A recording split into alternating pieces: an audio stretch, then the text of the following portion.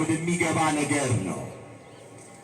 ሰው የሚያየውን ነገር ተስፋ ማድረግ እንደሌለበት በመጽሐፍ ቅዱስ ላይ ተጽፏል። የሚታይ ነገር፣ የሚዳሰስ ነገር፣ እጃችን የገባ ነገር ተስፋ ሊሆን አይችልም።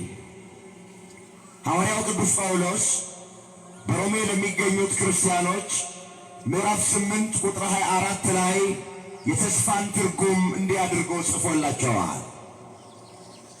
በተስፋ ድነናል አለና ተስፋ የሚደረግበት ነገር ቢታይ ተስፋ ሊሆን አይችልም። የሚያየውንማ ማን ተስፋ ያደርገዋል? የማናየውን ግን ተስፋ ብናደርግ በትዕግስት እንጠባበቃለን ተብሎ ተጽፏል። ቃሉን ባካችሁ አስተውሉት። የሚያየውንማ ማን ተስፋ ያደርገዋል? የማናየውን ግን ተስፋ ብናደርግ በትዕግስት እንጠባበቃለን። ስለዚህ ተስፋ ማለት ወደፊት ወይም ነገ መልካም ነገር ይሆናል ብሎ በትዕግስት መጠባበቅ ማለት እንጂ ሰው እጁ ላይ ያለውን ነገር ወይ አይኑ ያየውን ነገር ተስፋ ማድረግ የለበትም። ባንክ ቤት ውስጥ ያለ ገንዘብ ተስፋ መሆን አይችልም። ስልጣን ያለ